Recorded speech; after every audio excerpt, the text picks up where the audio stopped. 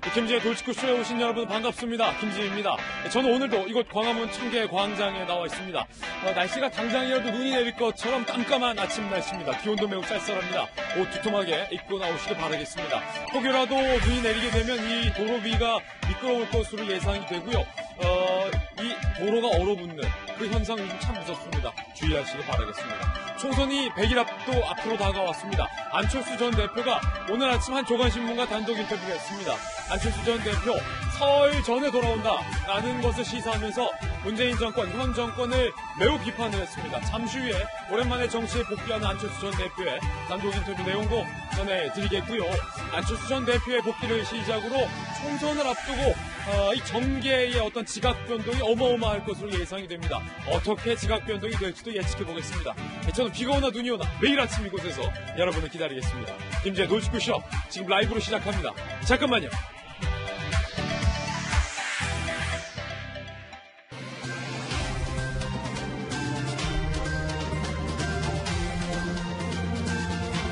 신문 읽어주는 남자입니다. 총선이 이제 정말 얼마 남지 않았습니다. 총선의 지각변동, 저희가 오늘 3가지 지각변동 뉴스를 꼽아봤습니다. 여러분은 100일 앞으로 다가온 이번 총선에서 누구를 선택하실 겁니까? 왜 선택하실 겁니까? 잠시 후에 이야기 나눠보겠습니다. 오늘 조간신문 어떤 뉴스 보도하고 있는지 지금부터 저와 함께 하시죠. 먼저 동아일보입니다. 자, 외교안보 뉴스도 오늘 굵직한 뉴스 들어와 있습니다. 미국 트럼프 대통령이 승인 하에 미국이 이란군의 주요 간부를 드론으로 제거를 했습니다. 그러자 이란은 미국의 시설 35곳을 타깃으로 보복할 것이다 라고 밝혔고, 트럼프 대통령은 한번 해봐, 우리는 쉬운 부교세에 대해서 반격할 것을 조준하고 있다. 이란과 미국 간의 무력 충돌 최정점에 달해 있습니다. 정말로 이 물리적 충돌까지 고조되고 있는 상황이에요. 이란은 피해 복수를 뜻하는 붉은 깃발을 내걸었고, 미군은 추가 병력을 파병했습니다. 관련돼서 우리나라와도 연관이 있습니다. 이란은 미국 측의 석유 시설이 지나가고 있는 호르무즈 해협을 공수할 거다, 공격할 거다 이렇게 예고한 바 있는데, 이미 미국은 우리 대한민국의 호르무즈 해협에 우리 군을 파병할 것을 요구한 바 있습니다. 이란과 미국 간의 갈등이 자칫 대한민국과도 연결될 수 있는 접점이기도 합니다. 다음 신문입니다. 그런데 북한의 김정은이 이 소식을 듣고 5일째 두문불출 꼭꼭 숨었다고 합니다. 잠시 후에 김정은이 숨은 이유에 대해서도 분석해보겠습니다. 이번엔 조선일보인데, 안철수 전 대표가 오늘 조선일보와 단독 인터뷰 가졌습니다. 꼰대 이미지 한국당은 죽었다 깨어나도 민주당 못 이긴다, 이렇게 전망을 했습니다. 보수 통합보다 급한 게 혁신이다 라는 솔루션까지 제안을 했습니다. 안철수 전 대표는요, 오늘 인터뷰에서 여권의 거짓과 위선이 드러났지만 야당이 어찌된 일인지 가치나 이미지에서 완벽히 패배하고 있다라고 진단을 했습니다. 여의도에 정풍운동이 필요하다고 밝혔는데요. 잠시 후에 오늘 소개되고 있는 안철수 전 대표의 전격 인터뷰 내용 잠시 후에 공개하겠습니다. 다음 신문입니다. 이번엔 중앙일보입니다. 추미애 신임 법무부 장관이 검찰 인사를 단행할 것으로 예고되고 있습니다. 검찰 내부에서는요, 조국과 울산 수사를 책임지고 있는 한동훈 반부패부장과 박찬호 공공수사부장, 윤석열 총장의 오른팔 왼팔, 이 오른팔 왼팔을 날려버릴 것 아니냐라고 예측을 하고 있는 상황입니다. 과연 추 장관이 인사권을 어디에 행사할지, 윤석열 총장의 말 그대로 두 손 두 발을 꽁꽁 묶을지 검찰의 우려대로, 아니면 정반대로 깜짝 반격 반전 인사를 펼칠지 주목이 되는 상황인데, 이것과 관련돼서 오늘 윤석열 총장을 잘 아는 검찰 측근이 이렇게 얘기했습니다. 윤 총장의 성격상 만약에 법무부 장관이 두 손 두 발을 묶는다면 총장직 집어 던질 가능성이 크다. 잠시 후에 이야기 나눠보겠습니다. 다음 신문입니다. 이번엔 한국일보입니다. 송철호 시장이 민간인 시절 청와대에 산재모병원 예타 발표 연기를 부탁했다. 한국일보가 보도하고 있습니다. 이게 사실이라면 상당히 논란이 있을 것으로 보이는데, 왜냐하면 본격적인 선거 전에 당시 민간인 신분이었던 송철호 변호사가 청와대 비서관을 만나서 현 시장이었던 당시 김기현 시장의 공약에 예산 타당성 발표를 연기해 줄 것을 부탁했다는 의미가 되기 때문입니다. 경쟁자의 공약을 연기해달라고 민간인이 청와대에 부탁을 했고 실제로 그렇게 됐다면 이것은 검찰이 보고 있는 청와대의 선거 개입 의혹이 조금 더 짙어지는 대목입니다. 과연 사실일까요? 검찰의 수사 결과를 조금 더 주목해 보겠습니다. 송철호 시장도 만난 사실 자체에 대해서는 부인을 하지 않고 있는 상황이어서 이것을 놓고 어떻게 검찰이 해석할지 귀추가 주목됩니다. 다음 신문입니다. 이번엔 경향신문입니다. 학습법 침해다, 아니다, 집회의 자유다. 두 권리가 충돌하고 있습니다. 어디에서? 청와대 앞에서 충돌을 하고 있습니다. 소음을 중재하라라는 겁니다. 사진 한번 보시죠. 청와대 인근에는요, 서울 맹학교가 위치합니다.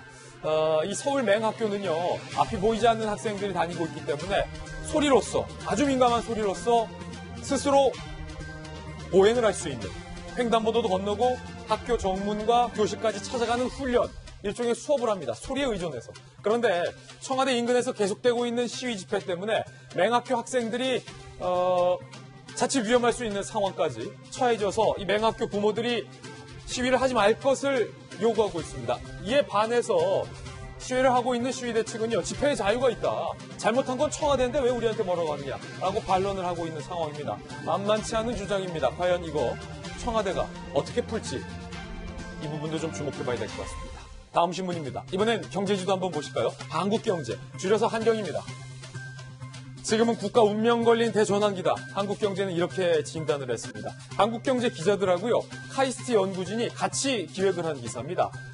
연구진은 이런 해답을 내놨습니다. AI 주도 경제로 바꿔야 생존이 가능하다 라고 진단을 했습니다. 그런데 AI 스타트업에 투자되는 단위를 한번 보실까요? 그래프입니다. 주요 국가에. 미국이 단연 1위입니다. 300억 달러 이상의 투자를 했습니다. AI 스타트업. 2위는 중국, 영국, 이스라엘, 캐나다, 프랑스, 일본, 싱가포르, 독일, 인도까지 갔는데도 한국은 안 보입니다. 한국은 가장 마지막. AI 스타트업에 거의 한국은 투자를 하고 있지 않은 상황입니다. 과연 우리의 미래 먹거리인 AI 산업에 우리나라가 이렇게 무관심해도 될까라는 위기감에 대해서 오늘 한국경제가 지적을 하고 있습니다. 지금까지 신문 읽어주는 남자였습니다. 네, 월요일 아침 저와 함께 등판한 등판 선수 소개하겠습니다. 저희 돌직구쇼 전담 변호사, 월요일의 남자, 변원봉 변호사님 나오셨습니다. 어서 오세요. 그리고 오늘부터 새롭게 합류를 해주실 분인데 오랜만에 다시 복귀를 했습니다. 정치 컨설팅계의 거의 제가 공명이다. 윤 선생, 윤태권 실장님 나왔습니다. 어서 오세요. 그리고 바르다 박 선생, 박중하 전 청와대 대변인 나오셨습니다. 전직 앵커 출신의 한양대학교 장혜영 교수님과 돌직구쇼의 명품 시그니처 김병민 박사님 나오셨습니다. 모두들 어서 오세요. 네, 오늘의 키워드도 세 가지 준비를 했습니다. 하나씩 살펴보시죠. 첫 번째 키워드는요, 메시지입니다. 메시지. 트럼프 대통령이 승인하에 미군이 이란 주요 군부를 원격으로 제거를 했습니다. 이를 지켜본 김정은이 지금 닷새째 두문불출을 하고 있습니다. 이른바 참수작전을 눈앞에서 김정은이 펼쳐지고 있는 걸 실제로 본 셈입니다. 북한의 메시지는 뭘까요? 김정은 어디에 숨어 있는 걸까요? 잠시 후에 이야기 나눠보죠. 두 번째 키워드는요, 기싸움입니다. 기싸움. 황교안 대표, 그리고 안철수 전 대표, 그리고 유승민 대표. 이 세 사람의 기싸움이 상당합니다. 총선을 앞두고 보수가 통합해야 된다. 혁신을 해야 된다. 말이 맞습니다. 이 세 사람 모두 문재인 정권을 비판하고 있지만 각기 걷는 길이 다릅니다. 잠시 후에 총선을 앞둔 오늘의 세 가지 중요한 뉴스를 짚어보겠습니다. 세 번째 키워드는 살생부입니다. 추미애 신임 법무부 장관이 윤석열 총장을 향한 검찰 인사가 살생부가 될지 아니면 정말로 인사가 될지 궁금합니다. 윤석열 총장이 총장직 내던진다. 이런 전망도 오늘 나왔습니다. 잠시 후 짚어보겠습니다. 김재의 돌직구쇼. 오늘도 중요한 뉴스 상당히 많이 준비되어 있습니다. 오늘의 탑 뉴스를 시작합니다.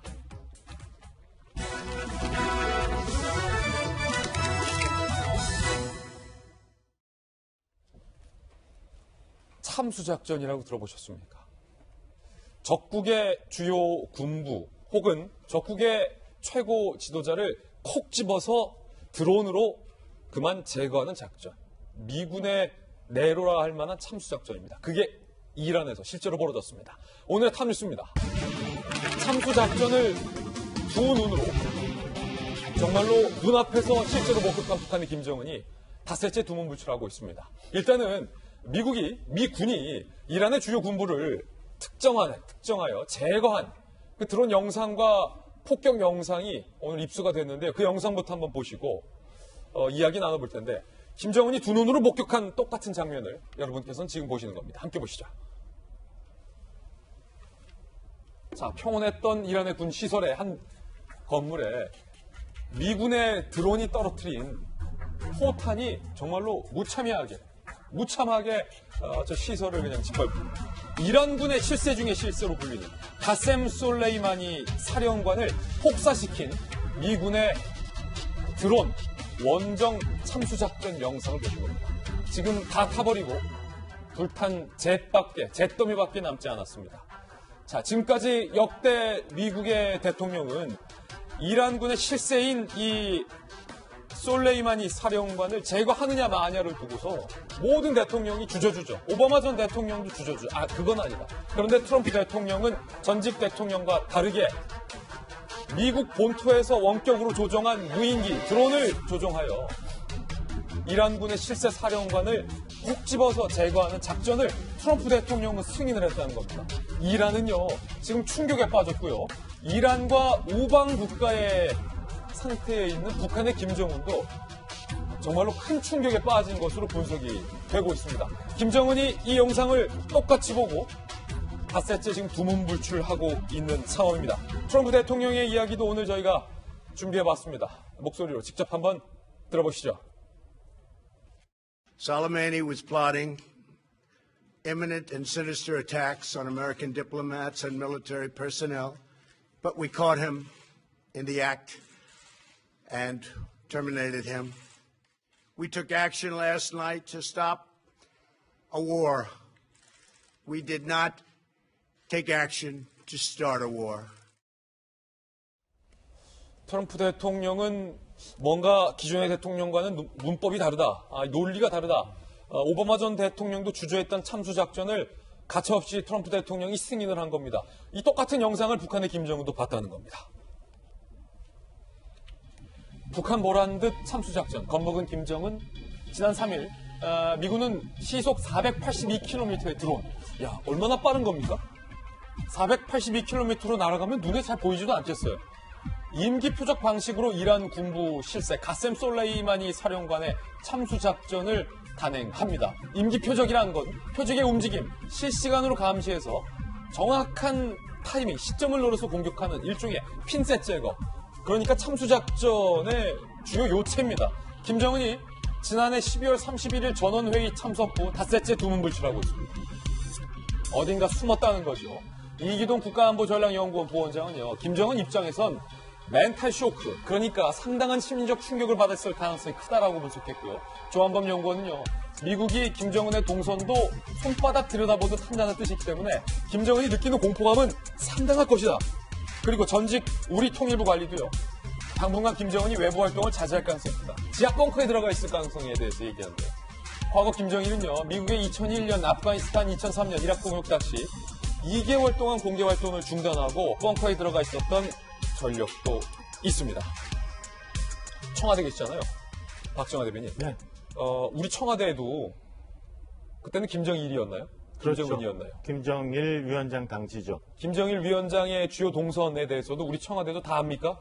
이렇게 미국처럼? 지금 정보, 한미일 정보 교류 문제가 좀 논란이 되고는 있습니다만 사실은 한국 간의 그 정보 교류를 통해서 사실은 김정은 위원장의 동선을 알고 있습니다. 이거 상당히 조심스러운 얘기인데 네. 조심스러운 선에서만 말씀 주실 수 있을 거에서만 말씀해 주세요. 그러니까 동선 다 한다. 충분히 교류를 하고 있습니다. 예. 그렇다면 지금 김정은이 닷새째 두문불출이라는 거예요. 그런데 참수작전을 본 김정은이 느끼는 공포감 어떨까요? 당연히 있을 수밖에 없죠. 우리가 얼마 전에 미군이 참수작전을 하는 듯한 군사훈련 영상을 한번 돌린 적이 있어요. 네. 공개한 적이 있는데 그거와는 전혀 급이 다른 지금 참수작전이 이루어진 겁니다. 지금 이란에서 있었던 이 드론은 타겟 지역을 정해서 비행이 시작돼서 거길 간 게 아니라 미국 현지에서 위성을 통해서 그 타겟을 찾아가서 폭발을 시킨 거거든요. 굉장히 그 동선이 노출돼 있다면 지금처럼 우리가 뭐 지상에 30cm 물건까지도 다 쳐다보고 있는 미국의 군사 위성들이 돌아다니고 있는 상황에 김정은 위원장이 만약에 외부 활동을 하고 있다면 어디에 있는지 사진처럼 들여다보면서 거기에 드론을 띄워서 찾아간다고 하니까 김정은으로서는 굉장히 위험스러운 급이 다른 위험을 아마 느끼고 있을 것 같습니다. 예. 옛날에 오바마 대통령 때도 검토를 했었는데 사실은 이 솔레이마니가 이란에서 갖고 있는 위상이 굉장히 높아요. 제2인자이고 사실상 차기 대통령급에 해당되는데 차마 하지 못했던 거를 우리 트럼프 대통령 역시나 당황스럽게 저격을 했는데요. 그것도 신년 축하연이 한창 이루어지고 있는 사이에 미 대사관에 대한 이란 공격이 있고 난 다음에 바로 전격적으로 단행했다는 거죠. 아무튼 중동에서 굉장히 전운이 고조되고 있는 상황에서 우리나라 유가도 굉장히 요동을 칠 거고 이에 따라서 신년 경기도 어려울 거고 특히나 북미 정상회담에 대해서 북미 대화에 대해서 지금 서로 간의 양국 간의 말폭탄이 이루어지고 있는데 이렇게 돼서 김정은 위원장이 더 위축이 되고 더 꽁꽁꽁꽁 숨어서 얼마나 많이 우리가 바라는 방향으로 나갈지 걱정스럽기도 한 상황입니다. 어쨌든 말폭탄으로 여태 미국과 대적해왔던 김정은 위원장으로서는 굉장한 위협을 느끼는 드론의 폭격이었던 것 같습니다. 참수작전을 본 김정은이 꼭꼭 숨었을 가능성이 있다. 전문가들은 이렇게 얘기하고 있는 건데요. 북한이 이에 대해서 공식적인 메시지를 내놓지 않고 있습니다. 다만 대외 선전 매체를 통해서 이렇게 이야기를 했습니다. 북한의 대외 선전 매체 메아리에서 어제 이렇게 얘기했어요. 북한, 중동이 미국의 무덤 될 것이다. 굉장히 불편한 심리를 내비친 거죠. 미국이 중동 지역 전쟁이라는 수렁에 빠져 허우적대고 있다. 친미 국가들도 미군 파병 요청에 소극적으로 동참해 미국을 절망에 빠뜨리고 있고 군사작전이 매번 실패하고 있다. 중동 지역은 미국의 무덤이 될 것이다. 라고 북한의 대외 선전 매체 메아리가 상당히 좀 불편한 심기를 숨기지 않았습니다. 윤태곤 실장님, 예전에 뭐 평양도 다녀오시고 하셨으니까 기자 시절에 보통 저도 국방부 출입할 때 이렇게 좀 북한 실세에게 위협이 될 만한 일이 외국에서 벌어지면 북한의 최고 지도자가 정말로 북한을 사실은 북한 전역을 두더지구리라고 저희들은 표현하기도 하잖아요. 그만큼 지하시설이 잘 돼 있으니까 통상 벙커에 들어가는 걸로 알고 있거든요. 우리 한반도의 경우에 마치면 지금은 없어졌습니다만 팀 스프리트 훈련이라고 그쪽 과거에 팀 스프리트 훈련은 한 달 내지 2달간 진행되는데 그때는 이제 김일성 주석 시절인데 김일성 주석에서 김정일 위원장 초반 시절인데 안 보입니다. 안 보여요. 한 달, 2달 동안 그냥 전혀 안 보입니다. 완전 잠수타요. 네, 그러다가 이제 팀 스프리트 훈련이 끝나면 나타나가지고 움직이고 그 뒤에 이제 우리 80년대 후반부터 남북 교류가 진행됐을 때 북한 지도자들이 항상 했던 이야기가 그 훈련 좀 하지 마라. 팀 스피릿 하지 마라. 네, 그거 하면은 활동 못하고 또 북한은 맞대응 훈련을 해야 되지 않습니까? 예. 우리도 이제 북이 뭔가 도발하면은 우리도 맞대응 훈련을 하지 않습니까? 거기에 이제 경제력이 묶이는 문제에 안 그래도 대해서 기름 없는데. 되게 고충을 토했고 그리고 9.11 테러가 난 직후에 있잖아요. 예. 북한이 즉각적으로 그 당시의 테러를 맹비난했습니다. 맹비난하고 미국의 국민들과 정부에 대해서 위로를 보낸다. 이례적인데요? 그것은 무슨 이야기냐면은 우리 아니다. 그리고 우리는 전혀 지금 신났다라는 이런 게 아니다. 우리도 좀 슬프다. 네, 라는 예. 걸 보내는 거고 지금도 보면은 메아리라는 매체는 사실 좀 급이 낮은 매체라고 볼 수 있어요. 그렇죠. 그러니까 이 정도 잽을 날려보는 것이지 입을 다물고 있을 것이고 그 다음에 또 큰 것이 자 김정은 위원장이 지난 연말부터 올 연초까지 어떤 계획이었습니까? 미국에 대해 가지고 연말까지 대화 시간을 줬는데 북한 입장에서 미국이 자기들이 원하는 이제 응답을 주지 않았다. 예. 우리는 바뀐다. 전략적 위상을 높일 것이다. 그러니까 ICBM이라든지 SLBM이라든지 핵 개발에 대해서 재개할 뜻을 분명히 밝혔잖아요. 그럼요.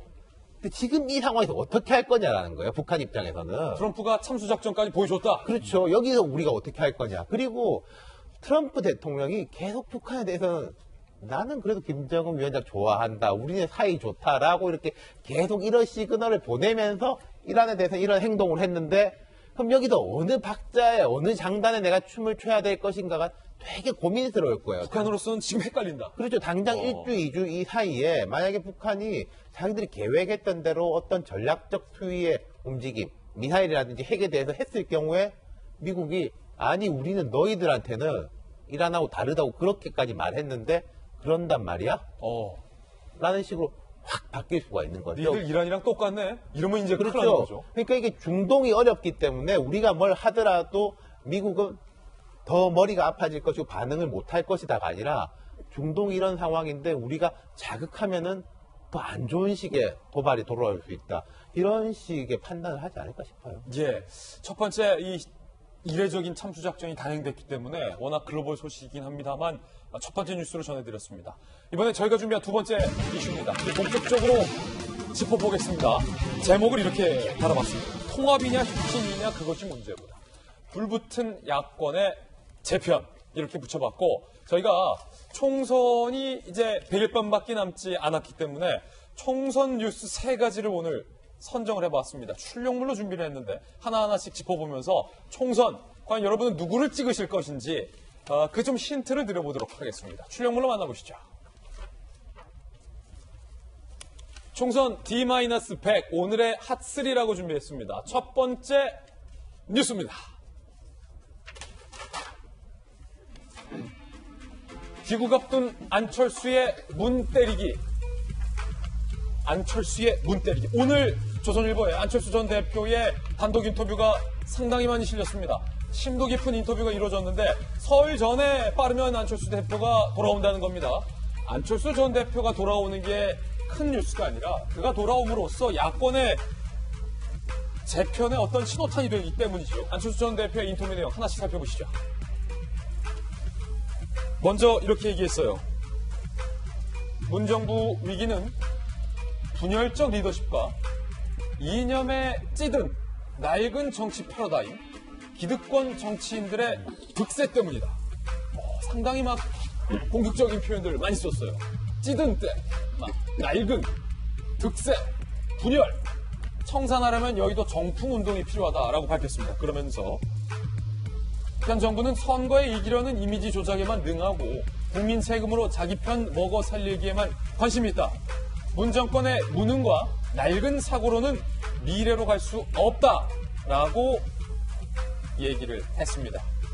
그리고 현 정부의 이른바 대북 정책에 대해서도 비판했습니다. 북핵 문제는 지구촌 전체의 위협이다.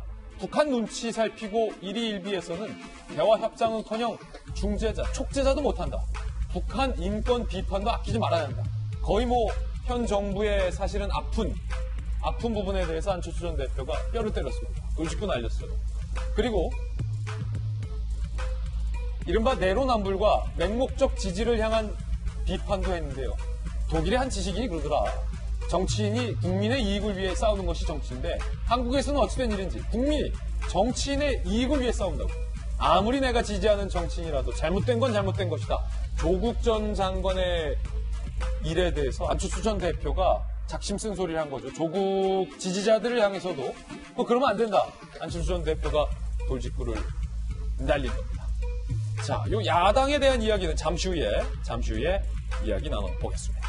일단은 김병 박사님, 네. 안철수 전 대표가 독일에서 미국 공부 다 마쳤나 봐요. 그러면서 설 전에 복귀한다라고 얘기를 하면서 꺼내든 게 문재인 정부에 대해서 뭐 정말로 어마어마한 비판을 했군요. 네, 일단은 총선에 출마할 수밖에 없는 것 아니겠습니까? 네. 안 전 대표가 출마하든 안 전 대표 세력이 출마하든 정치에서 유의미한 영향력을 가지고 총선에 임하기 위해서는 분명한 메시지를 전달해야 되는데 일단은 강한 야권에 대한 메시지를 전달하고자 노력했던 것 같고요.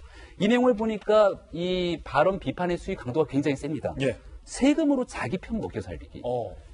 이념에 찌든 낡은 정치. 한 가지는 이건 본인에 대한 감성적인 과거의 경험이 녹아 들어갈 것 같은데 선거용 이미지 조작에만 능해. 선거용 이미지 조작이 그러니까 지난번 대통령 MB 선거 아바타 과정 그 얘기입니까? 그 얘기보다는요. 지난번 선거 과정에서 드루킹이 댓글을 조작하는 과정에서 누가 가장 피해를 입었냐라고 하면 당시 안철수 후보가 피해를 입은 것 아니냐라고 하는 여러 가지 정황들이 나오기 때문에 이런 것들에 대한 선거용 이미지 조작에 따른 내가 피해를 본 것 아니냐. 그거를 네. 안철수 전 대표가 지난번 토론에도 강조하려고자 했던 질문이 제가 MB 아바타입니까? 아바타입니까? 그거였는데 네, 근데 오히려- 그 서론 본론 다 떼고 그 말만 해가지고 오히려 본인에 대한 정치적 이미지가 상당히 훼손되기도 했거든요. 어쨌든 이런 측면에서 문재인 정부와 가장 강력하게 대립각을 세우는 한쪽 한때는 새정치민주연합의 대표로서 민주당의 당대표를 지냈음에도 불구하고 나 이제 여기랑 손을 잡지 않는다라고 하는 메시지를 강하게 전달한 것 같은데요. 그러면서 꺼내든 키워드가 미래 아니겠습니까? 혁신이고. 근데 저는 안철수 전 대표를 보면서 많은 사람들이 약간 갸우뚱하는 게 있을 것 같아요. 2012년도 대통령 선거부터 수많은 기회를 주지 않았습니까? 미래를 얘기했고 중도를 얘기했고 새정치를 얘기했는데 저는 우리가 고등학교, 중학교 시절에 수학의 정석을 풀면서 항상 맨 앞에 있는 집합만 풀다가 다시 한번 돌아와서 집합이 계속 끄적거리게 되는 그 상황이 생각이 나더라고요. 집합 전문가잖아요, 그래서. 그러니까 계속해서 새정치를 얘기하고 있고 기회를 주고 있는데 함수도 풀고 미적분까지 가서 완성을 해야 되는데 계속 앞에 있는 집합만 그리고 있는 겁니다. 그러다가 다시 돌아와서 자, 수학의 정석 꺼내놓고 처음부터 다시 풀겠다라고 얘기를 하고 있으니까 국민들이 안철수 전 대표를 생각했을 때 이번에는 정말 끝까지 문제를 풀 수 있을까라고 하는 그런 의구심 섞인 목소리를 전달하지 않을까 싶기도 합니다. 예, 일단은 문 정권의 무능과 낡은 사고로는 미래로 갈 수 없다. 미래를 이끄는 지도자의 이미지를 가져가면서 현 정권에 대해서 쓴소리를 안철수 전 대표가 했습니다. 그렇다면 안 전 대표가 지금 야당에 대해서, 한국당에 대해서는 과연 어떤 시각을 갖고 있을까요? 안철수의 생각 함께 보시죠. 혁신 없는 제1야당으로는 현 정권의 실정을 막을 수가 없다. 그러니까 야당에 대해서도 현 정권 못지않게 비판하고 있어요. 좌파가 세니까 모이자 해서는 안 된다는 거예요. 단순히 혁신 경쟁을 통한 새 정치 패러다임이 필요하다. 통합보다 급한 건 혁신이다. 이렇게 얘기했어요. 고착된 진영과 지역구도 때문에 여건이 좋지 않지만 그래도 우리나라가 이렇게 가서는 안 된다고 걱정하시는 분들께 진심으로 호소하려 한다라고 얘기를 했습니다. 통합보다 급한 게 혁신이다. 지금 이렇게 얘기했거든요. 자, 유태우 시장, 뭐 정치 컨설팅 네. 구단이니까 일단은 보수 통합 안 하겠다. 뭐 이런 메시지인가요, 그러면? 그렇죠. 지금은 맨 마지막 총선 직전이라든지 혹은 뭐 대선까지 바라봤을 때 종착점이 어딘지는 말을 안 하고 있지만은 지금 단계에서 뭐 보수 통합, 뭐 황교안 대표하고 손잡고 이건 아니다라는 걸 이야기하는 거죠. 그리고 김병민 막다 말씀하신 것처럼 계속 이제 집합에 머물러 있는 느낌이 있는데, 자, 수학의 이건 정석에서 안철수라는 사람을 볼 때 우리가 이제 공급자, 수요자로서 나눠서 볼 때 수요자는 국민 아니겠습니까? 공급자에 대한 실망감은 분명히 있어요. 옛날만 못하고 또 비슷한 소리 하는 것 같고. 근데 왜 또 이제 안철수가 나오면 사람들이 이제 관심을 모으고, 안철수 이러느냐. 수요자. 밭은 계속 그게 있는 거거든요. 아, 예. 이쪽 저쪽 다 싫다. 이거 이래가지고 되나. 뭐 민주당도 마음에 안 드는데 한국당은 더 볼 게 없다. 라는 식의 밭이 계속 존재하니까. 수요가 존재하니까. 그렇죠. 그 공급이 이제 퀄리티가 이제 좀 떨어지는 면이 없지 않아 있지만은 다시 한번 납품해보겠다고 시도하는 거고, 수요자들 입장에서는 이 물건에 대해서 한 번 더 우리가 한번 관심을 기울여 볼까? 이렇게 반복되는 거죠. 그런 현상은 분명히 있다. 우리 왜 예전에 대선에서 안철수 전 대표, 당시 후보가 문재인 후보와 골드크로스 된 적이 있었어요. 그때 안철수 전 대표가 그 유명한 말이죠. 문재인을 이길 자 누굽니까? 이걸 했었잖아요. 지금 그 전략을 다시 들고 나온 거다. 그렇죠. 그 말이에요. 그러니까 이 이야기는 앞서서 보면 우리가 두 개로 나눠봤는데, 처음에 청와대하고 여당을 강하게 비판하고 뒤에 현 야당으로서 안 된다인 건데, 1번 이야기를 강하게 한 이유는 이번에 사실은 더 힘을 싣기 위해서일 수 있는 거예요. 그렇군요. 예를 들어서 1번만 강력하게 문제라고 하면은 지금 현 야당에 힘을 실어가지고 현 야당의 중심을 뭉쳐야 됩니다로 논리적 비결이 될 수 있는데, 1번 강하게 한 이야기는 2번을 오히려 더 하고 싶어서일 수도 있다. 네. 저는 그렇게 판단합니다. 일단은 보수 통합은 아니다. 국민의 당이든 중도 노선이든 뭔가 독자적인 노선을 선택할 가능성이 상당히 크다라는 건데, 그렇다면 언제 와서 어떻게 할 거냐? 라는 궁금증이 남았습니다. 설 전에 온다. 안철수 전 대표가 설 연휴 이전. 이번 설이 1월이더라고요. 상당히 빨라요. 그러면 내일 모레 온다는 거예요. 예컨대. 2013년 얻은 노원구 상계동 전셋집에 거주할 예정이다. 저기서 국회의원 달았었죠. 노원구에서. 귀국 당일 공항 메시지. 반문 야권 통합보다는 독자 노선을 추진할 것을 구상할 것. 그러니까 손학규 대표가 이미 안철수 전 대표를 향해서 여러 차례 다 줄게 와라. 다 줄게 내가 다 닦아줄게 오기만 해. 라는 메시지를 계속 내고 있기 때문에 일단은 독자 노선을 갈 가능성이 크다는 겁니다. 안전대표 측은요, 반문 깃발 내걸고 묻지마 통합 안 할 거다. 독자 노선 가면서 4차 산업혁명 시대에 걸맞은 혁신적 정치제도 관련 구상과 비전을 국민과 공유. 요것도 아까 수학의 정석의 그 첫 번째 집합이거든요. 4차 산업혁명 시대에. 들었던 얘기가 계속 나오는 건데, 공부를 끝나고 돌아온 안철수 전 대표가 총선을 100일도 안 남은 상황에서 뭔가 참신한 무언가를 들고 나올지도 좀 궁금해지는 상황입니다. 그러면 설 전에 와서 본인 뭐 할 거냐? 이게 궁금하거든요. 대한민국이 다시 희망을 가질 수 있는 나라가 되도록 진심과 선의로 호소하기 위함이다. 내가 무엇이 되는가에 관심이 없다. 국회의원이나 대선 주자 되려고 돌아오는 게 아니다. 라고 얘기를 했어요. 그러면 뭐 하려고 오나? 궁금하거든요. 국회의원이나 대선 주자 되려고 돌아오는 게 아니다. 장 교수님, 어떤 의미일까요? 본인이 이야기했잖아요. 진심을 다해서 대한민국 국민들을 위해서 일을 하겠다가 본인 진심이라는 거예요. 제가 볼 때는 아까 수학의 정석의 집합만 그리는 모습을 계속 보일 거냐, 아니면 이제 거기서 한 단계 나가서 답을 가지고 온 것이냐가 이제 공학 메시지에 좀 드러나겠죠. 그렇군요. 본인의 얘기대로라면 항상 그 본인의 시그니처처럼 이야기하는 게 4차 산업혁명에 걸맞는 미래를 위한 어떤 구상이나 비전을 명확하게 제시를 한다면 이제 문제 좀 풀었나 보다. 다음 단계로 가겠다라는 희망이 우리가 생길 수도 있어요. 근데 그 같은 얘기를 만약에 공항에서 한다면 구상과 비전을 여러분과 함께 하겠습니다로 또 역시 끝난다면 또 동그라미 그리고 있나? 이제 많은 분들이 실망을 하겠죠. 그리고 앞서서 저희가 자막에 안철수 귀국전 문 때리기 이렇게 나왔는데 전 사실 그 자막 보면서 안철수 문 때리기가 처음부터 시정일관 아니었나요? 예. 대선 때 같이 통합하니 많이 할 때도 사실은 통합을 해놓고 저게 지지하는 건지 뭐 한 건지 이런 우리가 의문을 가졌었고 2016년도에 탈당하기 그 직전에도 같은 당에서 같은 편이야 남이야 뭐 적이야 할 정도로 있었고 항상 저는 안철수 전 대표는 문 때리기에는 시종일관이었던 것 같아요. 지금은 오히려 야당의 입장에서 목소리를 더 크게 낼 수 있다는 것이 이전과 지금의 차이라는 생각이 들고 다만 아쉬운 건 제가 사실은 오늘 나오진 않았습니다만 안철수 전 대표의 기사를 보면서 가장 안타까웠던 게 뭐였었냐면 귀국 전에 우리 12월에 한참 떠들었던 선거법, 공수처법 뭐 관련된 자료들 좀 취합해 와라. 아니 그동안 안 보셨다는 건가? 1년 내내 떠들었던 우리 대한민국의 가장 핵심이었던 정치적인 이슈를 자 이제 우리 한국 갈 거니까 갖고 와봐 볼게. 지금 이 자세라면 그동안 미래 정치를 위해서 저는 사실 그 부분이 되게 안타깝고 의문이 들었어요. 예. 그래서 설전에 귀국해서 어떤 메시지를 내놓을지 저도 굉장히 궁금해요. 본인 이야기대로 좀 희망적인 구체적인 메시지가 좀 나오기를 바랍니다. 예.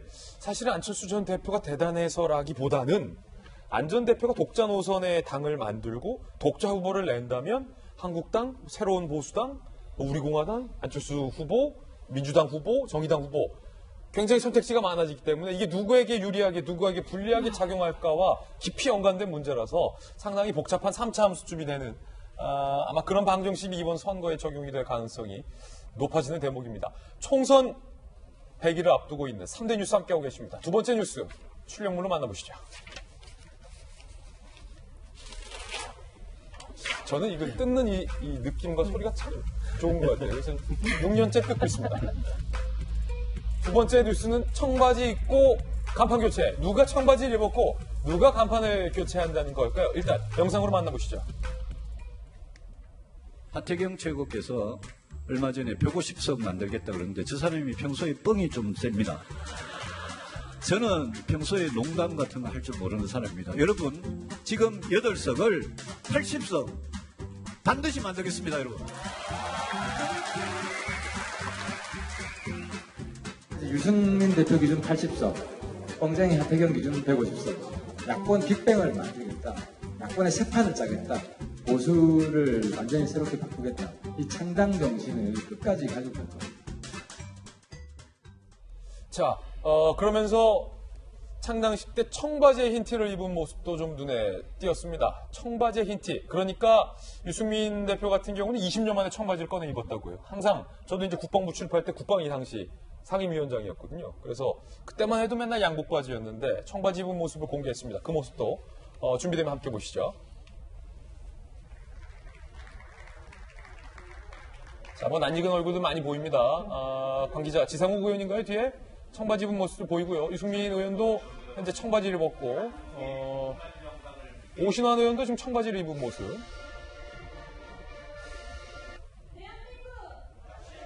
자, 청바지를 입는다고 뭐 젊어지는 건 아니에요. 오히려 이거 청바지 잘못 입으면은 아저씨 중에 아저씨도 될 수 있는데 일단은 젊은 것을 기치로 이렇게 새로운 보수당이라는 간판까지 교체하고 유승민 의원이 새 당을 창당을 한 겁니다. 박정하 대변인, 네. 유승민 의원 대구에서 출마한다고 했어요. 사실 황교안 대표가 자유한국당과 유승민 의원이 통합을 하냐 마냐 한창 할 때 전제 조건 중에 하나가 유승민이 대구에 출마하지 않는 것.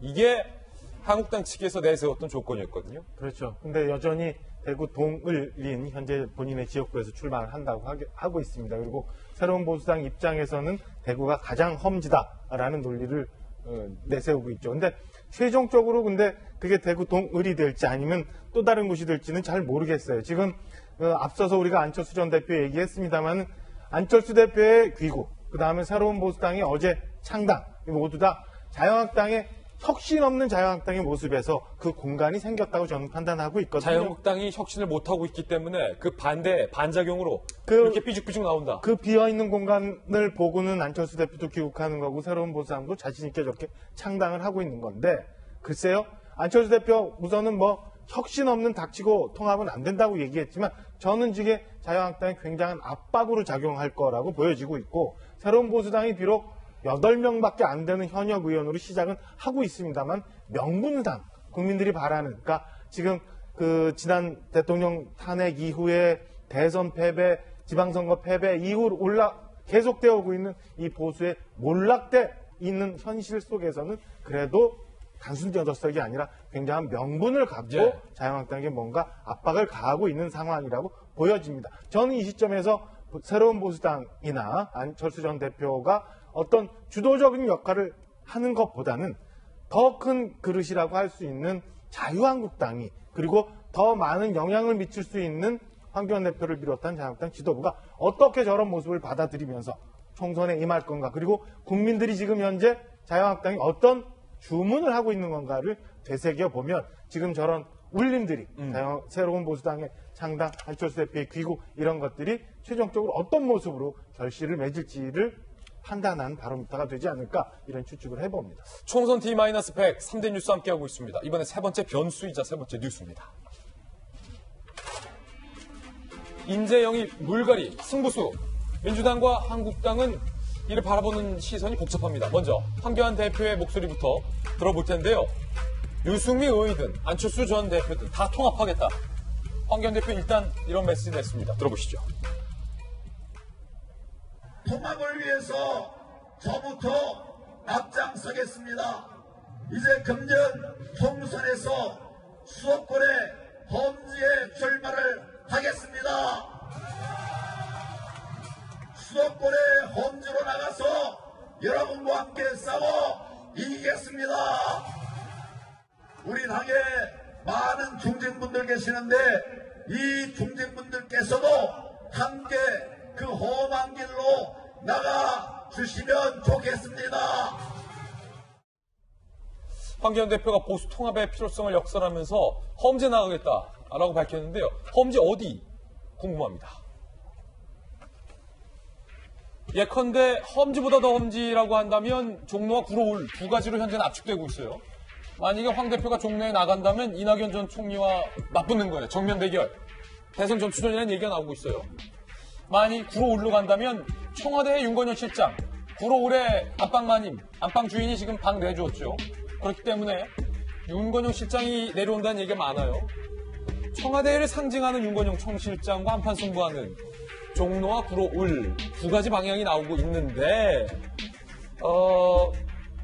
컨설팅계의 제가 공명께서 보시기에는 김 선생께서 보시기에는 어디가 좀 그래도 가능성이 나왔습니까? 일단 한국당 입장에서요. 지금 서울 48개 지역구 중에 6개인가 7개밖에 의석이 없으니까 뭐 웬만하면 다 험지예요. 웬만하면 다 험지다. 근데 구로울이 더 험지겠지만 저는 그래 구로울은 좀 아니라고 보는 거예요. 그래요?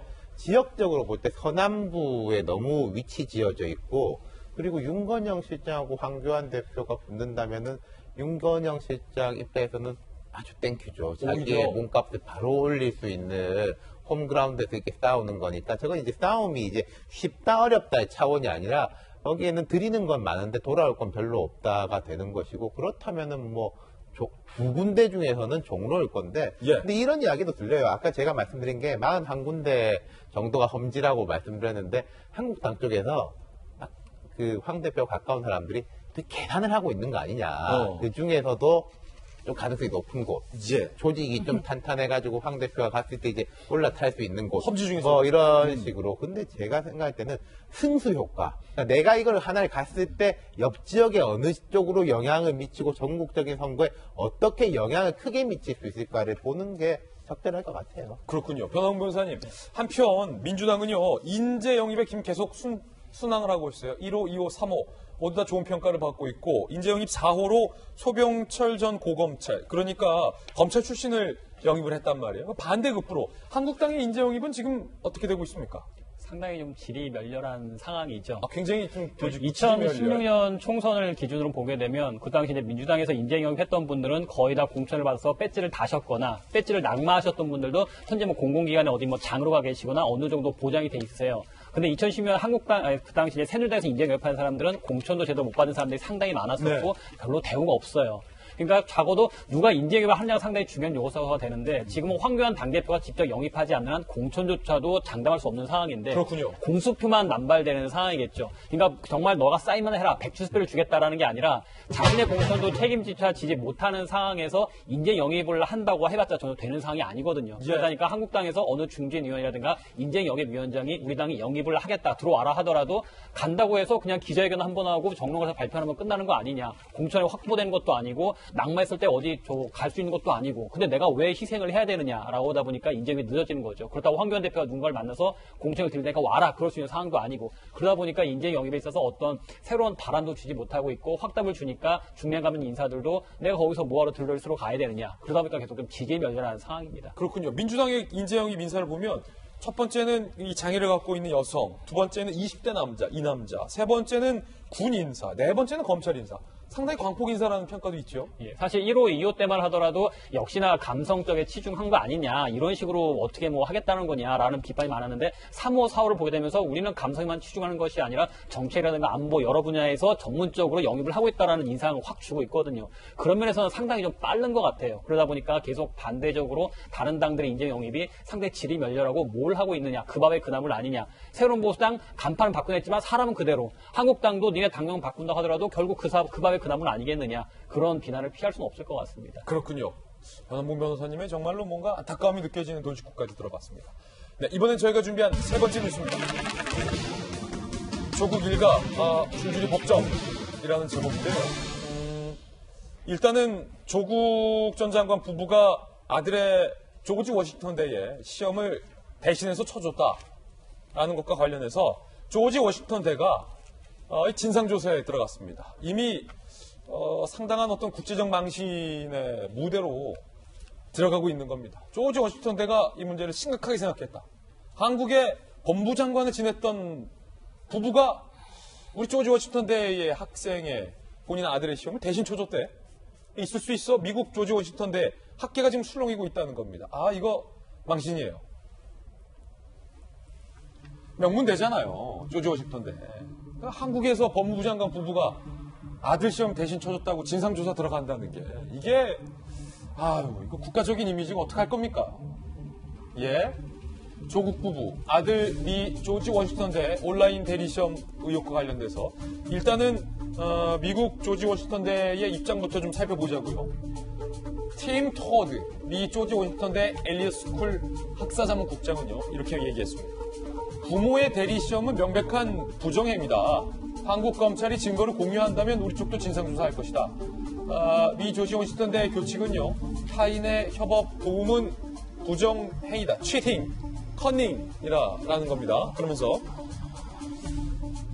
조국 아들의 징계 수위와 관련돼서도 증거가 분명하고 학생 책임이 확실하다면 위반 정도에 따라서 처분이 달라질 것이다. 재학생은 학점 삭감, 퇴학, 징계가 다양하다. 졸업생은 학위 문제라 고려사항이 많다라는 공식 입장까지 지금 내고 있는 그런 상황입니다. 김배운 박사님. 네. 그래서 조지 워싱턴 대가 어떻게 한다는 거예요, 이제 앞으로? 일단은 자체 조사를 하겠는데 명확한 증거나 객관적인 물증은 사실 한국 검찰이 얘기한 내용들 때문에 알려진 거잖아요. 예. 일단은 기소가 된 상황이기 때문에 최종적인 재판 결과를 지켜보지 않을까 싶습니다. 그 재판 결과에 따라서 최종적으로 유죄 판단이 내려지게 되면 이런 재판 결과를 통해서 이제 졸업을 한 상태이기 때문에 약간 내용이 굉장히 복잡해진다는 거죠. 예. 그러니까 단순하게 학점을 좀 내리는 정도로 끝낼 것인지 아니면 이 내용이 학위에 미치는 결정적인 영향이 있었다면 나중에 학위 취소 등에 대한 검토까지도 갈 수 있지 않을까 싶은데요. 이 내용을 가만히 보게 되면 조국 전 장관 아들 문제가 조 전 장관 딸 문제랑 굉장히 같이 겹치는 거라고 볼 수 있습니다. 네. 조 전 장관 딸 문제를 보게 되니까 고려대학교 입학에 관한 문제부터 부산대학교 의전원의 문제, 서울대학교 환경대학원에 들어갔던 문제 여러 군데 때문에 결국은 나중에 있었던 학위 취소까지 검토해야 되는 것 아니냐라고 하는 학교의 고민으로 돌아가게 되거든요.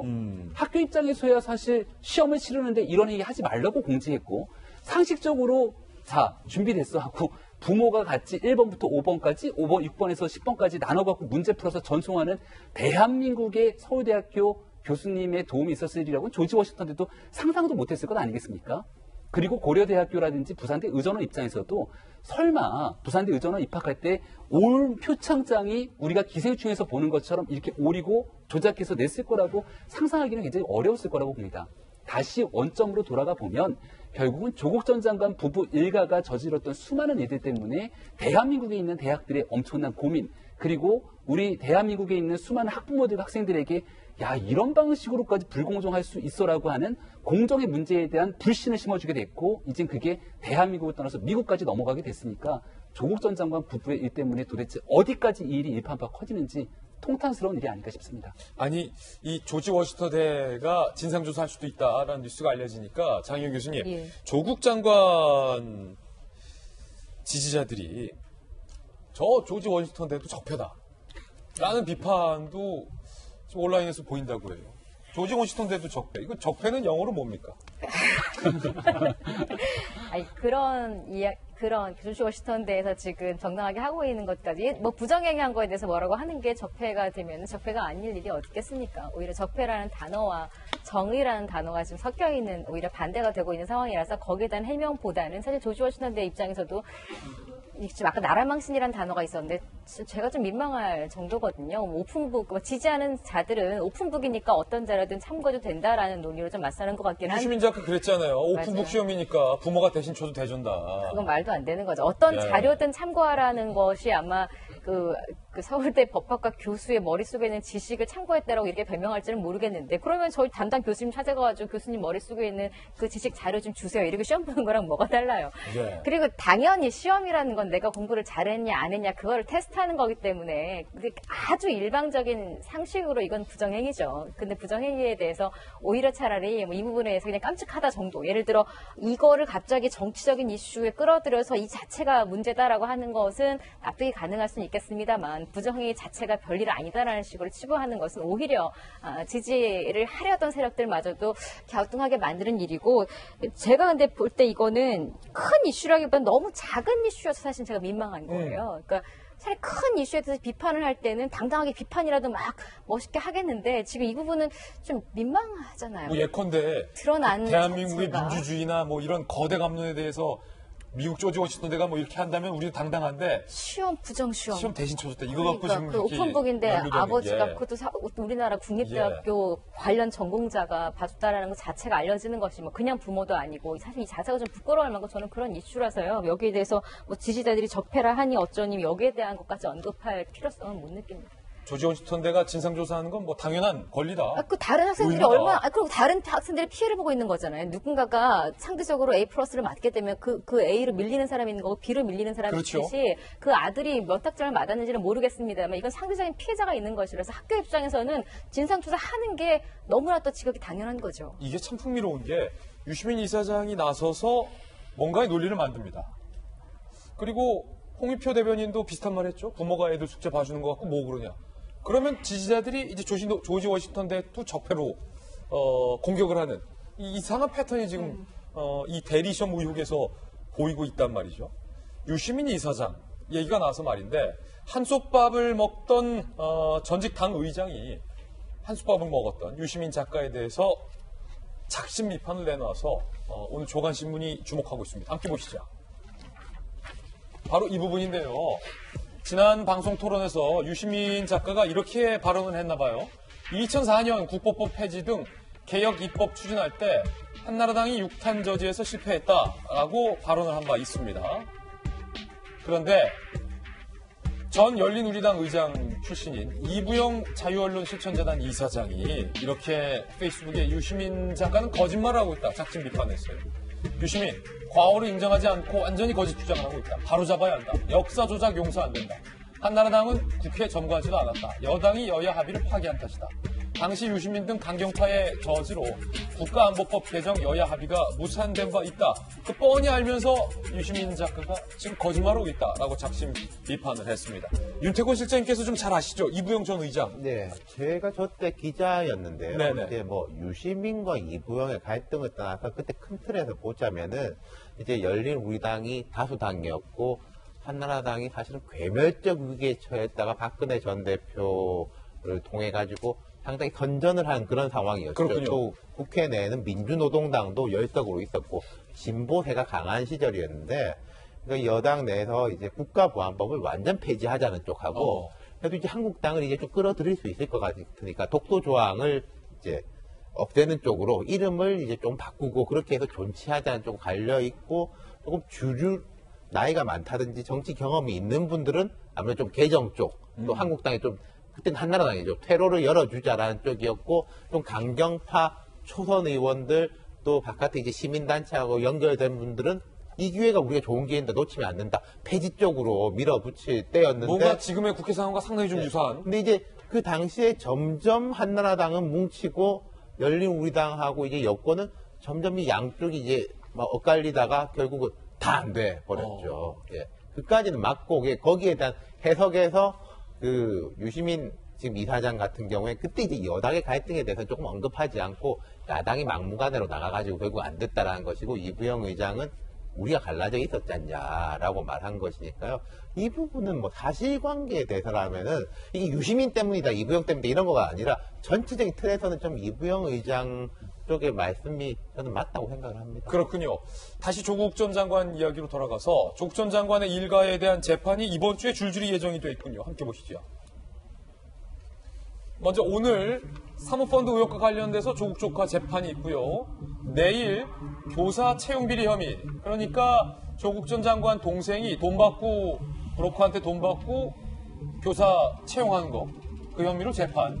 9일 동양대 표창장 위조 혐의로 정경심 5차 공판 준비 기일이 예정이 되어 있습니다. 이번 주에 뭐 줄줄이 예정이 되어 있고 이런 얘기도 좀 나와요. 정경심 조국 사건을 병합한다. 조국 사건 조민 장학금 수수 부분 뇌물 혐의가 적용돼서 부패 전담 재판부가 배당이 됐는데 검찰은요 조국 사건과 정경심 사건을 합쳐주기를 요청했습니다. 입시비리 사모펀드 쟁점이 겹친다. 그러니까 입시비리 사건 중에 사모펀드도 나오고 교사 뭐 일가 이거 다 나온다는 거예요. 오늘 9일 정경심 재판에서 쟁점이 될 것으로 보입니다. 법조계에서는 병합 가능성이 크지 않다라고 전망을 했습니다. 두 사람의 혐의가 각각 10개가 넘는데 그거 합치면 20개다. 어떻게 합치냐라고 얘기를 했는데 변호무 변호사님, 오늘부터 일단은 조국 일가의 재판이 줄줄이 예정이 돼 있어요. 일정표 다시 한번 아마 우리가 띄워드릴 텐데 가장 이 중에서 주목되는 재판이 어떤 정경심 씨와 관련된 거 아니겠습니까? 동양대 표창장 뭐죠 이거? 위조 여부. 예. 여전히 공판 준비기일이 진행되면서 증거 기록을 아직도 제대로 복사하지 못했다. 여러 가지 쟁점이 많은 사건이고 또 이제 정경심 씨의 구속 기간 만료도 다가오기 때문에 보석에 대한 얘기도 여러 가지가 많이 있긴 합니다. 검찰에서 이제 병합 신청을 했던 것은 지극히 당연한 조치라고 생각을 하고 사실 병합을 하는 게 맞을 걸로 보이긴 하거든요. 쟁점이 너무 많이 겹치니까요. 입시비리 사모펀드는 공통적인 쟁점인데 만약에 조국 재판부와 정경심 재판부에 서로 다른 재판을 하게 된다라면은 이거는 동일한 사실을 놓고 재판부의 판단이 달라지기 때문에 더 큰 혼란이 올 수 있으니까 이런 경우에는 보통 병합을 해서 같이 심리한 경우가 상당히 많이 있습니다. 근데 이제 정경심 재판부가 이제 올해 2월 달에 인사이동이 좀 예정돼 있는 것 같아서 아마 거긴 부담이 많이 될 테니까 차라리 이거를 조국 사건 재판부로 병합을 시키고 거기서 심리를 진행하고 정경심 씨에 대해서는 이미 구속기간 만료가 예정이 상당히 얼마 안 남았기 때문에 차라리 보석을 해줘서 뭐 방어권이 보장된 상태로 진행되는 게 훨씬 좀 합리적이지 않을까 싶은 생각이 듭니다. 현재 상태로는 병합 가능성이 크지 않다라는 것은 맞는데 어쨌든 그 원칙적으로 본다라면 병합을 해서 법원에서 하는 것이 맞을 것 같고, 다만 그 병합되는 재판부는 정경심보다는 조국 쪽으로 가서 하는 것이 낫지 않겠느냐. 그게 좀 순리대로 보입니다. 그렇군요. 조국 전 장관과 관련된 소식 전해드렸습니다. 이번엔 또 하나의 큰 뉴스인데, 신임 법무부 장관은 검찰의 인사를 단행하려 하고 검찰총장은 본인의 손발을 지키려 하고 있습니다. 공교로운 건 검찰총장의 수사 청와대로 향하자 신임 법무부 장관이 그 수사에 손발이 되는 사람을 쳐내려 하고 있다라는 우려가 검찰 내부에 팽배하다는 겁니다. 과연 국민들은 이 사건을 어떻게 바라보고 있을까요? 국민들이 바라보고 있는 것에 따라서 역풍이 될 것인지 순풍이 될 것인지도 아마 결정이 될 걸로 보입니다. 일단은 윤석열 총장이 추미애 법무부 장관 취임 첫날에 축하 전화를 했다는 겁니다. 그에 대한 추미애 법무부 장관의 답변은 상당히 심플했다고 전해지고 있습니다. 이렇게요. 법무부 장관님 임명 축하드립니다. 라고 하자 전해지기론 추미애 법무부 장관이 한번 보시죠. 라고 했다. 자, 이게 상당히 말이 길면 이해를 할 텐데 짧아서 좀 이 뜻이 뭔지 해석이 좀 엇갈립니다. 한번 보시죠. 이게 두고 보자라는 의미일지 과연 내가 정말로 세간에 제기되는 것처럼 당신의 수족을 쳐내겠냐 설마 한번 좀 지켜보라 라는 의미인지 아니면 일단 한번 만나죠. 만나서 뭐 차라도 한번 하시죠 라는 의미일지 헷갈린다. 두고 보자. 에이 설마 그러게? 한번 만나자. 셋 중에 어떤 의미일까요? 아마 법무부 장관이 단행하는 인사의 성격을 보면 이 한번 보시죠의 의미도 드러나겠죠. 상견례 일정 얘기도 나옵니다. 관례는 법무부 장관과 검찰총장이 인사를 앞두고 상견례를 합니다. 비공개로 만나서 인사를 조율하는 게 관례인데 추미애 법무부 장관이 지금까지 계속 내가 윤석열 총장의 의견만 들으면 되지 그 법무부 장관의 고유 권한이다라고 얘기한 바 있어서 상견례가 있어도 그냥 인사치레 정도다라는 관측이 나오고 있고요. 주말에도 윤석열 총장을 일단 안 만났어요. 법무부는 일정 조율 중이다라는 원칙적인 답변만 내놨고 대검 관계자 입장에서는 뭐 법무부가 일정을 타진 안 해온 상황인지만큼 조만간 뭐 만나지 않겠냐라는 추측 정도만 내놓고 있는 상황인데요. 오늘 윤석열 총장을 잘 아는 검찰 안팎에서 이런 전망도 내놨습니다. 만약에 추미애 장관이 한번 보시죠. 윤석열 총장의 손발을 다 자른다면 윤석열 총장 성격상 검찰총장직을 시원하게 날릴 가능성이 크다. 이렇게 전망했습니다.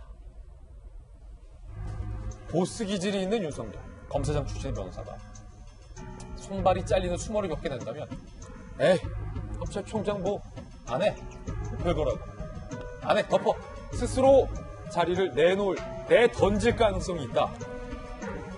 라고 얘기했어요. 전직 고검장 B씨는요. 장관 직할 부대를 표현이 벌써 장관 직할 부대라고 썼어요. 아직 인사도 안 했는데 새로 오는 사람들 장관 직할 부대다. 요직에 박아둔다고 해서 검사들의 수사 본능을 억누를 수 없다. 수사 본능을 더 일깨워서 정권이 더 큰 피해를 볼 수도 있다라고 얘기가 나오고 있는데 박정화 대변인께서 청와대 계실 때 검찰총장도 인사를 해봤고 청와대에서 검찰총장 밑에 있는 법무부 장관의 검찰 인사도 다 지켜보셨잖아요. 윤석열 총장 성격상 만약에 추미애 장관이 이른바 청와대를 향한 수사하지 마라는 성격의 인사를 한다면 총장직 내던질 수도 있다. 뭐 이런 얘기 나와요? 만약에 정상적인 상황이라면은 총장직 그만두라는 일종의 메시지가 될 수 있어요. 그러니까 사실은 그 검찰총장과 법무부 장관과의 관계에 있어서는 인사에 대해서 사실 협의라는 표현도 법상에 있고 그 다음에 둘의 관계라는 거는 지금처럼 이렇게 며칠이 지났음에도 불구하고 안 만나서는 안 되는 그런 아주 밀접한 관계인데 이렇게 오다 보니까 그 인사 가지고 얘기가 많이 있는데 만약에 지금 여러 사람이 추론하는 것처럼 추미애 장관이 임명되지 며칠 되지 않아서 굉장히 본인의 직할 부대를 가지고 윤석열 총장의 수족이 되고 있는 많은 수사팀들을 갈아치운다라고 하면은 메시지상으로는 너 그만둬라는 얘기랑 똑같은 거죠. 그런데 너 그만둬. 글쎄요, 윤석열 총장이 신년에 쭉 했던 신년사나 이런 거를 비춰봤을 때는 이런저런 압박이 있더라도 본인이 생각하고 있는 법,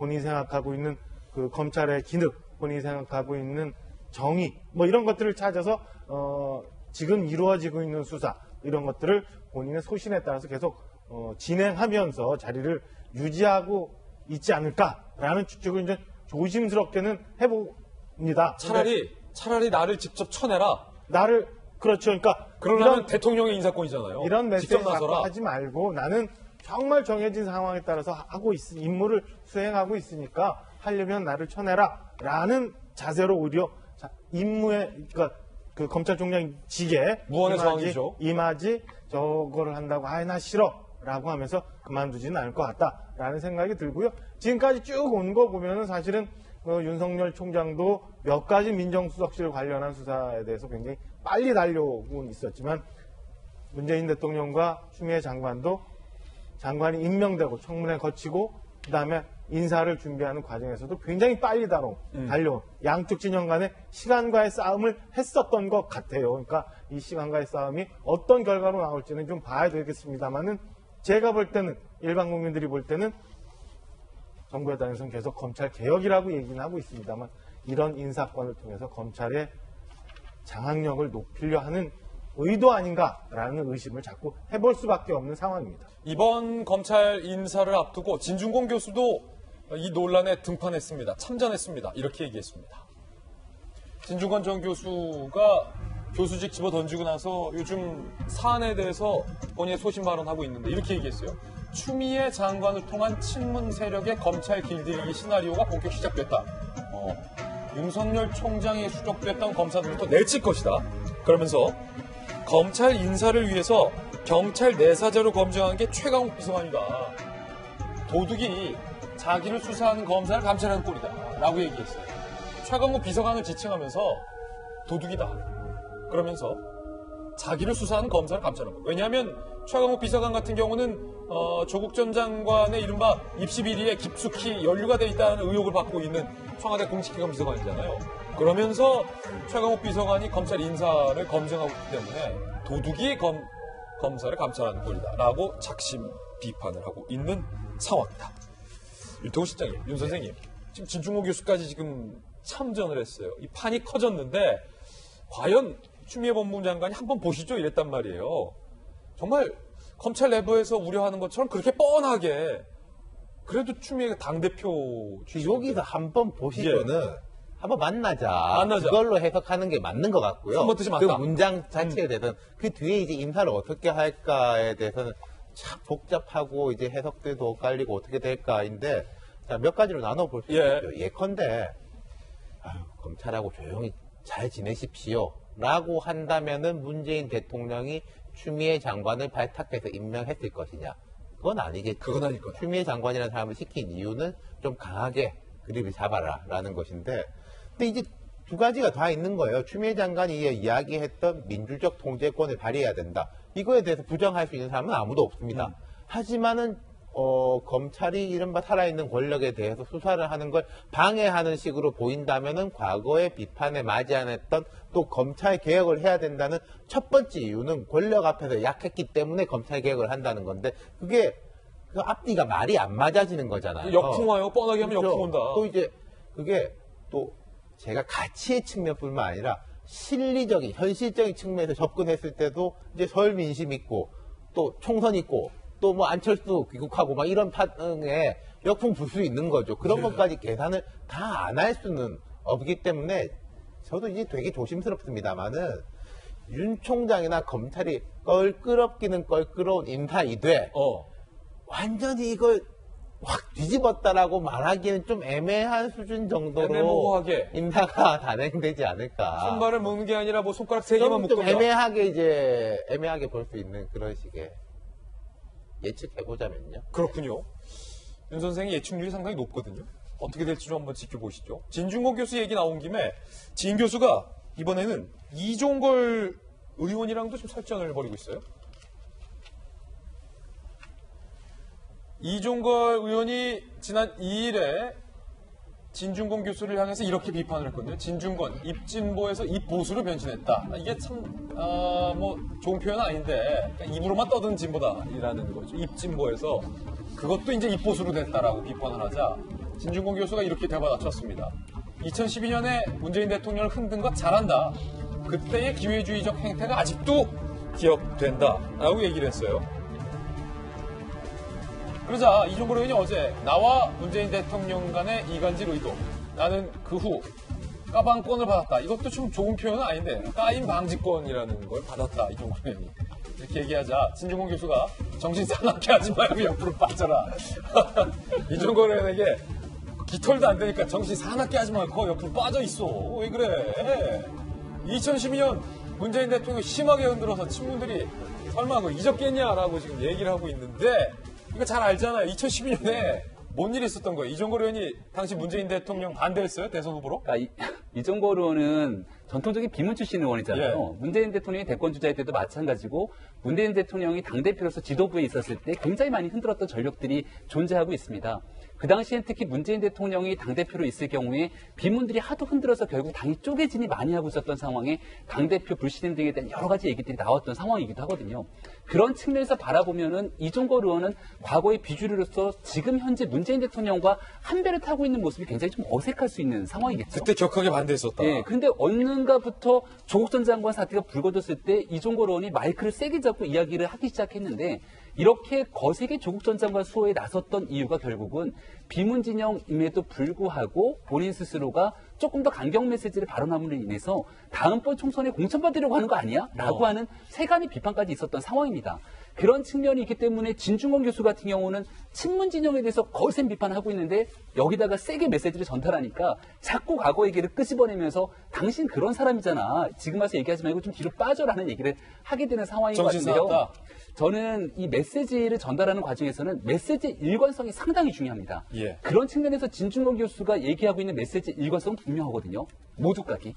진중권 교수는 특정 사람이 편을 드는 것이 아니라 잘못됐다고 판단되는 상황이 오게 된다면 어제까지 나랑 친한 내 친구였더라도 제가 지금 장희영 교수님과 친하게 있더라도 그 다음날 장희영 교수님을 세게 비판할 수 있는 게 진중권 교수거든요. 잘못한 게 있으면. 잘못한 게 있으면. 그렇지만 지금 이종걸 의원 같은 경우는 과거와 현재에 대한 발언의 태도가 사실상 권력의 구도에 따라서 흔들리는 건 아니야라고 하는 매서운 비판이 있는 지점이기 때문에 어쨌거나 하나의 가십 정도로 우리가 흥미있게 보는 그런 뉴스로 지나가면 되지 않을까 싶습니다. 예, 진중권 교수의 돌직구까지 살펴봤습니다. 지난해 9월 말에 발생한 역사상 최악의 호주 산불이요. 아직도 걷잡을 수 없이 확산되고 있어요. 불길 때문에 호주 남동부의 하늘이 이렇게 핏빛으로 붉게 물들었습니다.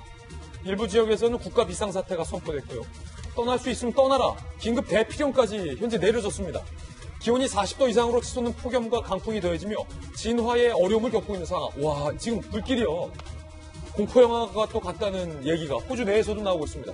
호주의 현재 상황 잠시 보시죠.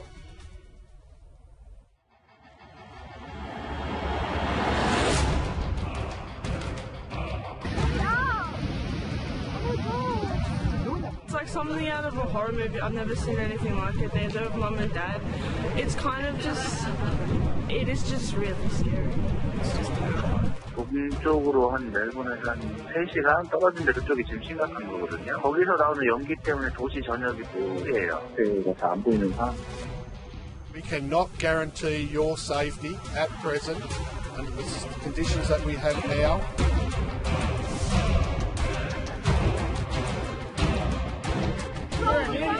You're not welcome. You're not welcome.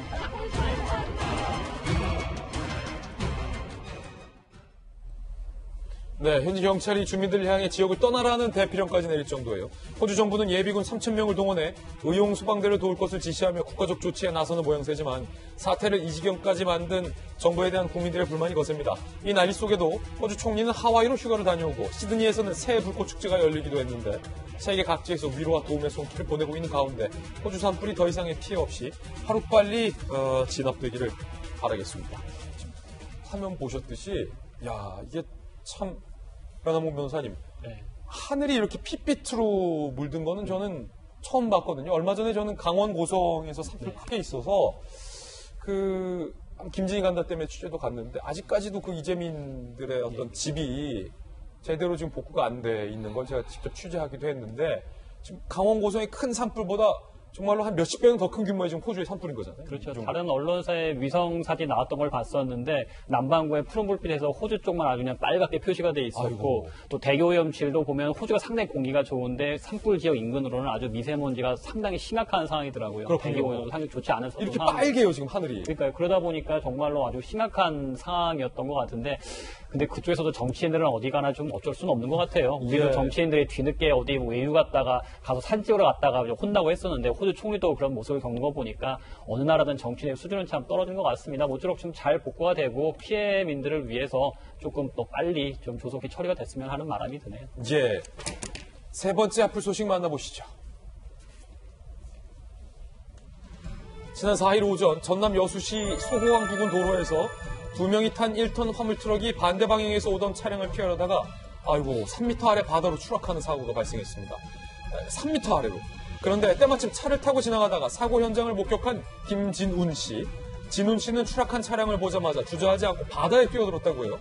차량 유리창을 깨기 위해 정박돼 있던 빠지선에 철제 의자를 가져와 유리창을 20에서 30차례 반복해서 찍었고 작은 구멍이 생기자 양손으로 유리창을 잡아 뜯었습니다. 이렇게 만든 구멍으로 15분 만에 두 사람을 차량 밖으로 꺼내는데 성공했습니다. 병원으로 옮겨져 치료를 받았고 다행히 생명에 지장이 없는 상태. 진우 씨는 생명을 살려야 하겠다는 생각밖에 없었다. 당연히 해야 할 일을 한 거다라고 말했습니다. 더욱더 놀라운 건 진우 씨가 평소 척추가 점차 굳어지는 강직성 척추염을 앓고 있어서 몸이 편한 상태는 아니었다는 겁니다. 이런 상황에서도 망설임 없이 바다에 뛰어든 진우 씨. 진우 씨의 아들도 해군의 해난구조대에서 근무하고 있다고 하는데 진우 씨의 몸을 던진 대단한 용기에 저희 김진의 돌직구쇼도 정말로 아낌없는 박수를 보내드립니다. 야, 이게 장영 교수님, 아무리 사람이 그 위험한 상황을 목격하더라도 본인의 몸을 던진다가 한자로 투신이잖아요. 바닷속으로 본인의 몸을 던지는 게 인간의 이 본능에 역행하는 심리이기 때문에 이게 정말로 쉽지 않은 일이라고 해요. 대단한 일이죠, 정말로. 정말 본인의 목숨이 잘못될 수도 있는 그럼요. 상황이에요. 물속에서 그것도 그 유리창이 그냥 잠긴 상태로 물에 빠지면 물이 천천히 스며들어서 안에서 그냥 수장되는 게 사실은 다반사거든요. 그렇기 때문에 여수 경찰 입장에서도 지금 이분 아니었으면 정말 큰 사고가 날 뻔한 걸 지금 이분 때문에 이제 목숨도 구하고, 근데 정작 본인이 다쳤어요. 그 물속에서 유리 깨고 사람을 살려야겠다는 그 긴박감 속에서 본인 몸 돌볼 정신은 없었던 거죠. 다른 사람 생각하느라고. 그러다 보니까 손에 저렇게 붕대 찡 감고 있고 본인 몸도 힘든 상태에서 저랬다는 것 자체는 저분 그냥 기본적으로 저분은 이런 불의를 보거나 누군가 힘든 일을 볼 때 자신의 몸을 먼저 생각하는 사람이 아니에요. 이 탓이 기본적으로 장착되어 있는 분이고 이제 본인 몸도 좀 불편하시다고 하시는데 빨리 좀 나아졌으면 좋겠고요. 이런 훈훈한 소식이 그래도 연초에 하나 있어서 기분이 좀 좋네요. 예. 예. 자, 이번엔 네 번째 하플인데요. 좀 좋지 못한 소식이에요. 클럽으로 가보겠습니다. 새해 첫날 클럽에서 20대 남성을 집단 폭행에 숨지게 만든 남성 3인의 사건. 이들 모두 태권도를 전공한 유단자라는 사실이 알려져서 충격을 주었습니다. 지난 3일 구속된 이들은 때린 건 맞지만 죽을 줄 몰랐다라고 항변하고 있습니다. 세 사람 모두 태권도로 유명한 명문고등학교를 졸업했고 유명 체대로 진학을 한 수준급들.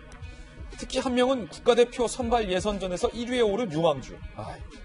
피해자가 격렬히 저항하는데도 불구 끌고 가 무차별 폭행을 해놓고도 죽을 줄 몰랐다는 해명에 많은 네티즌들이 분노를 하고 있습니다.